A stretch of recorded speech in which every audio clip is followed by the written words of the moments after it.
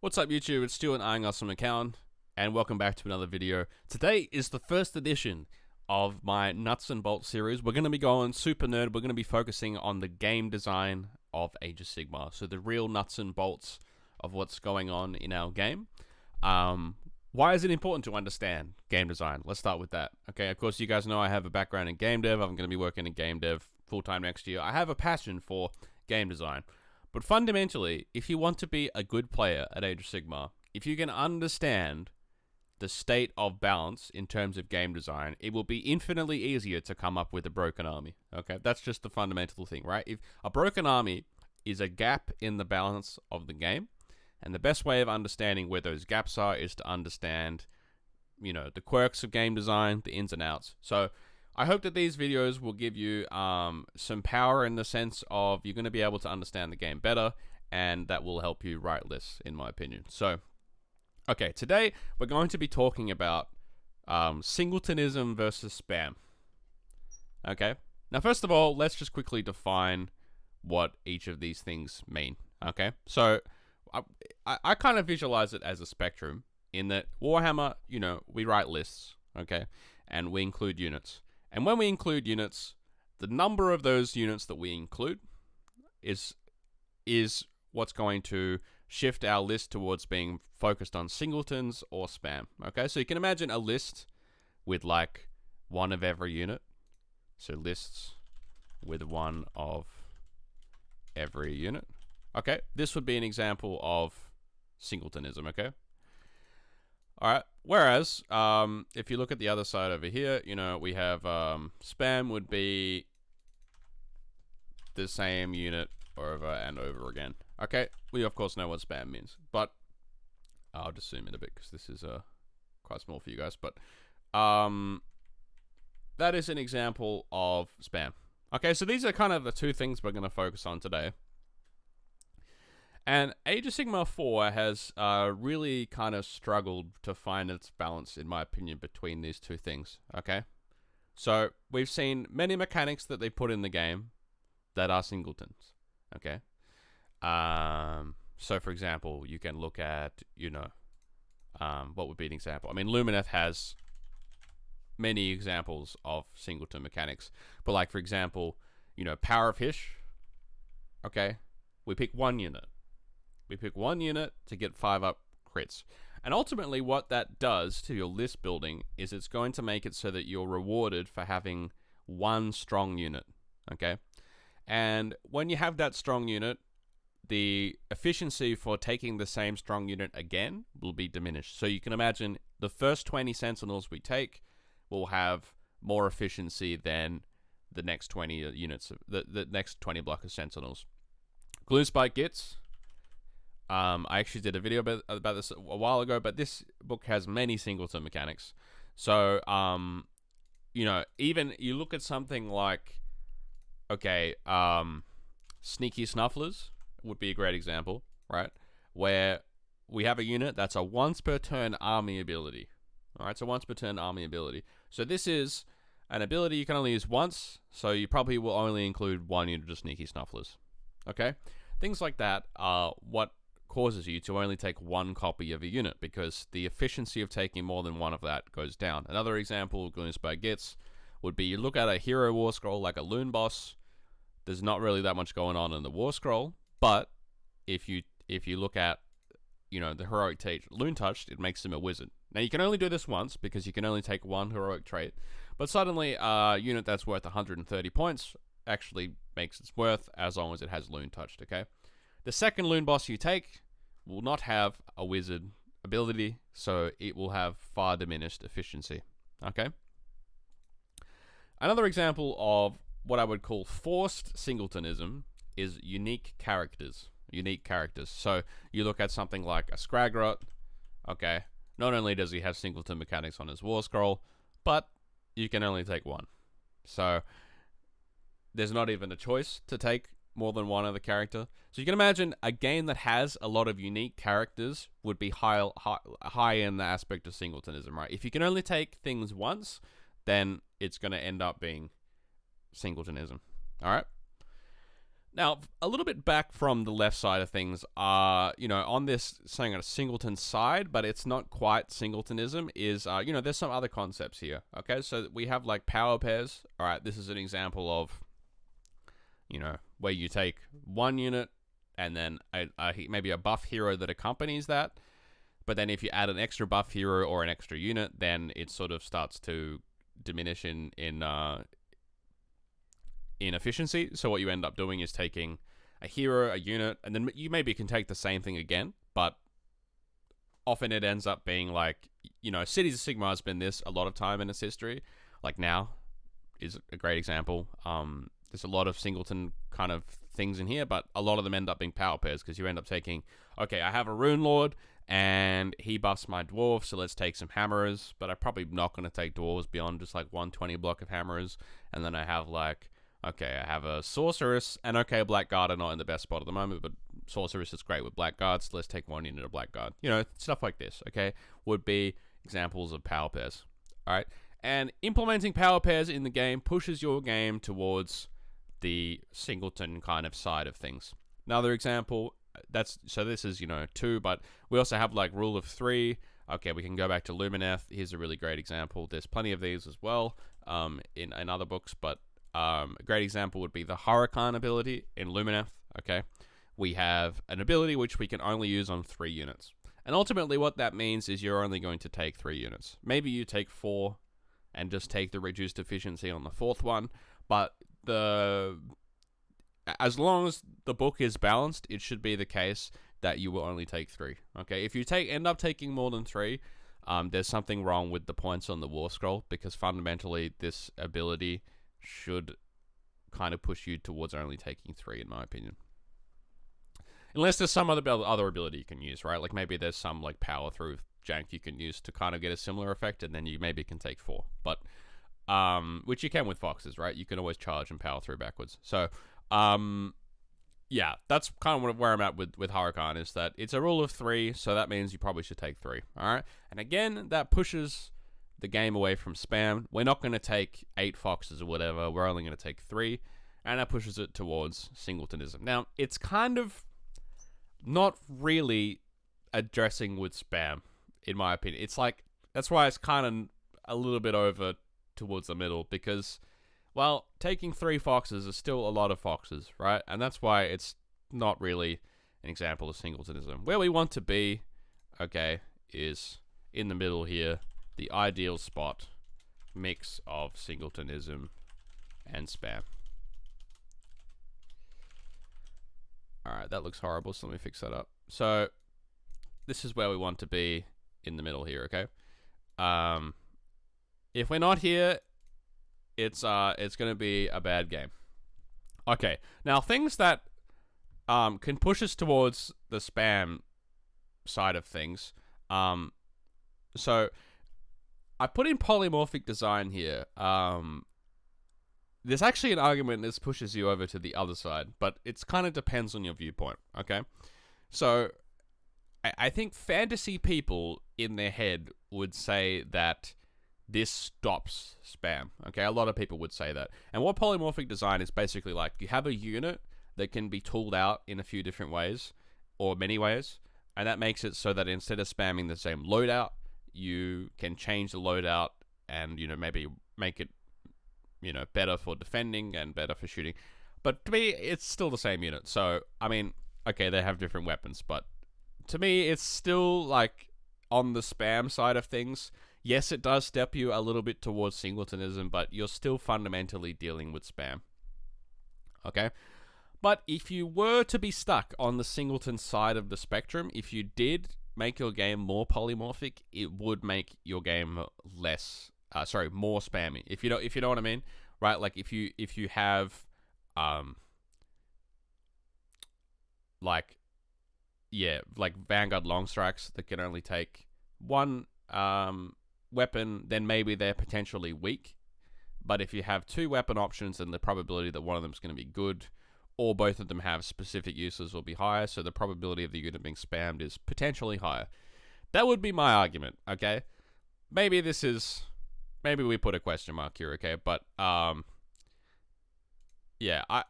so this is a matter of opinion, okay? But something else you could put here, if you kind of disagree with it, is or limiting options.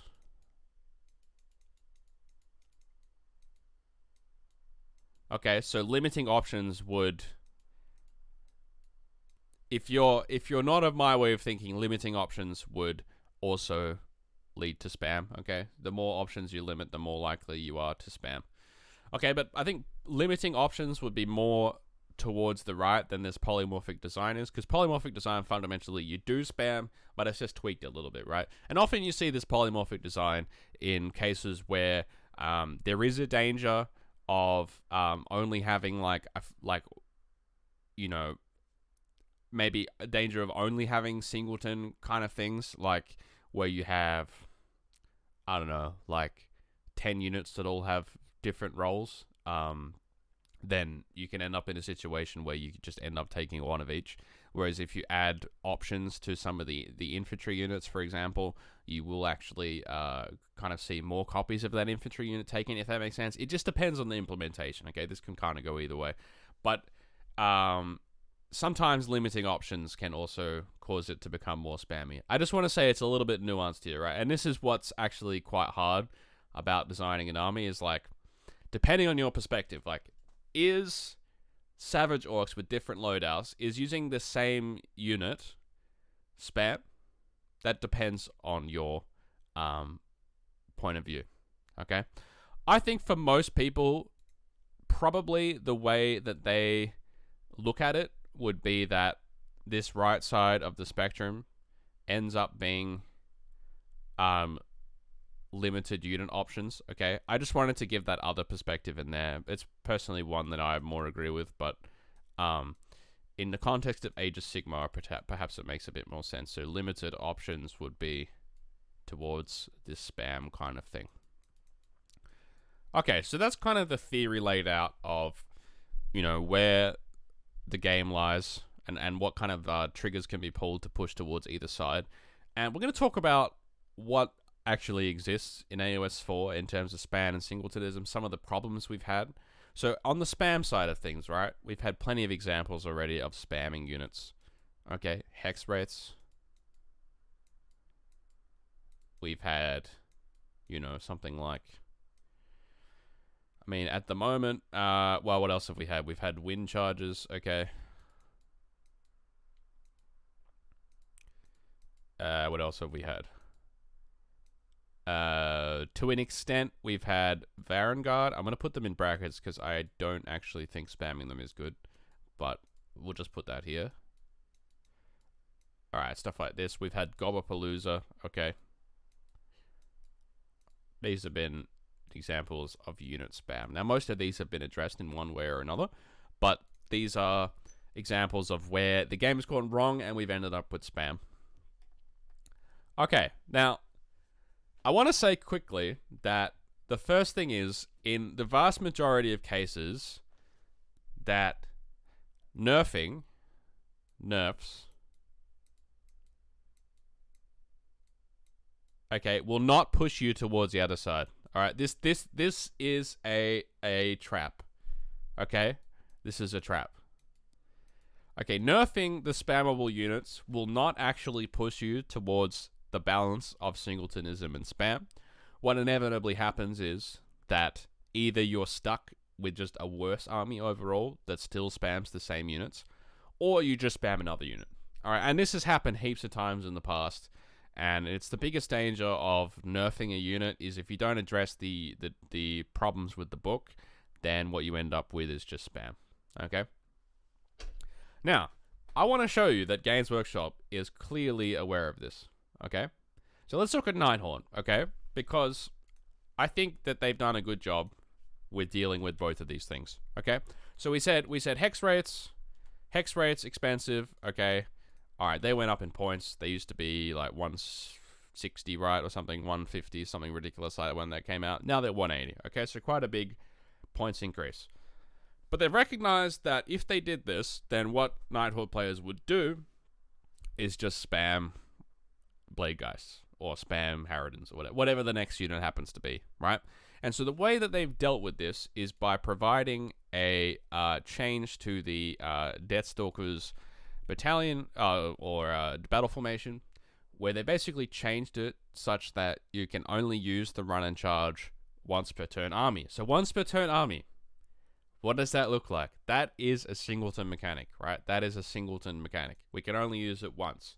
And so what they've done is they've recognized that there's a lack of singletonism in the book, so that if you nerfed hex rates, what would happen is that you only play the next best unit, which is, Blade Geist, whatever. You would just spam them, okay?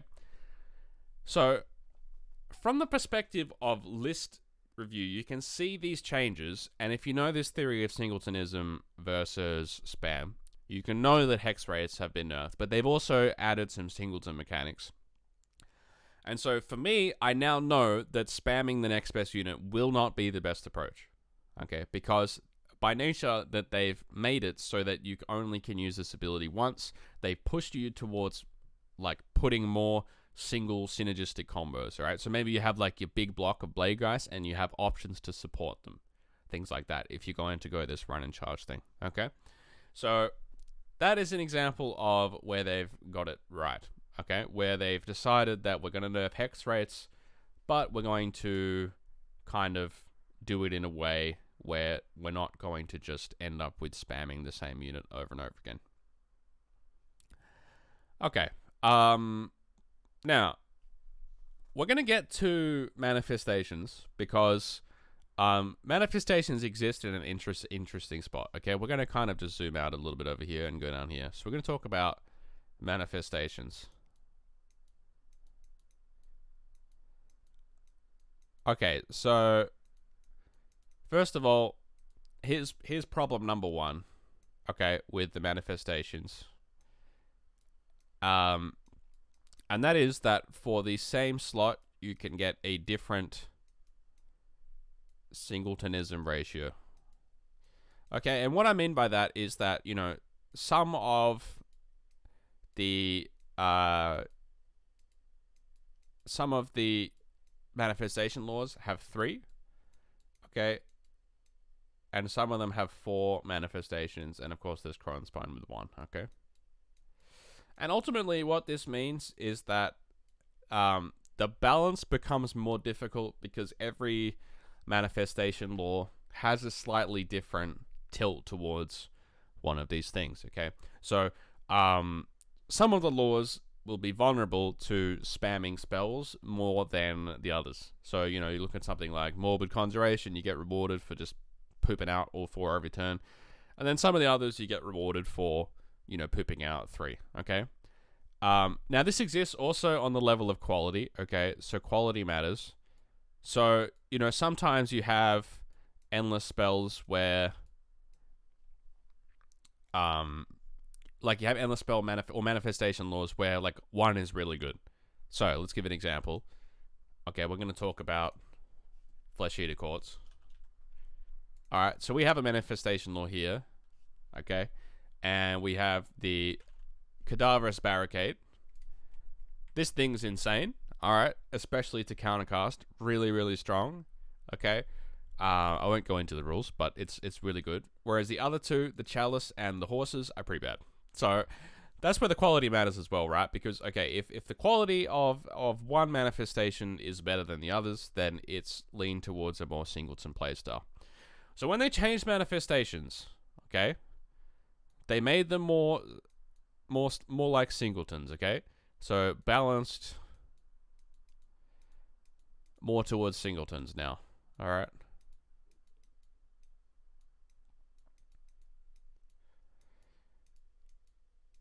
And what this means is that you get rewarded more if you just cast one spell. All right, so basically, now the more spells you cast, so if you spam 4 manifestations, your opponent will be able to banish them easier, in theory, right? So they're balanced more towards singletons. Okay, but ultimately what this means, though, is that since they haven't really nerfed single endless spells, then armies that have access to one really strong spell are going to be pretty much unhurt by the changes. Now, they partially dealt with this, okay? They partially dealt with this by dealing with something like Purple Sun, okay, which used to have wild form where it would only take 6 damage from being banished. If they had kept that in the game, what would have happened is that we would have ended up in a situation where you would just cast Purple Sun, this would be your spell, your opponent would have no bonuses against banish, and, you know, if you're just casting one spell, then you would have the same efficiency you did before, alright? And that means that if you were just casting one spell, so imagine one caster with maybe some bonuses to cast, right? Because we're looking to get the most efficiency out of one cast. Then that would be the best case. So, you know, for example, if we're looking at that, something like a Krondus would be really good in this sort of game. Like a low caster with high quality cast, bonuses to cast, right? Krondus can get +3, +4. And you would get a benefit because you would easily get out the one spell, and then the other spell, you can just do a spell or something, right? And so having that one really high probability of getting out your Purple Sun is massive, okay? Now, it still exists to a certain extent with Kronspine, but Kronspine doesn't have anywhere near as much of an effect as Purple Sun does, at least in terms of boosting your combat ability. But I think Kronspine, if you have single-sin instances, you know, you have a unit that can reliably get a spell out. So maybe with like a Krondus, you're probably going to make good use of Kronspine. But I think what you're going to see more now is that armies that have access to, you know, like a real nasty spell, like a real nasty manifestation, or one that really buffs your army, are going to see a little boost, okay, relatively in the context of Magic. So you look at something like Skaven, where we have this Bell of Doom spell, which gives -1 to wound for Skaven infantry. That's an amazing spell, does heaps of work for the army and protecting your clan rats and this kind of thing. You're going to see that this is quite a task for your opponent to deal with. You know, because still it's so hard to banish on a 7.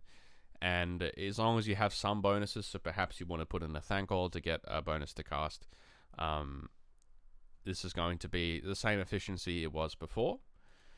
Only now people are expecting to deal with manifestations a bit easier. Now, I will say the way that they've done it, so I think personally it's a bit of a flawed implementation. Okay, so we wanted to push manifestations more towards being singletons. But I don't know if we've quite achieved that. In a sense, we have that casting multiple endless spells makes it easier to banish one of them.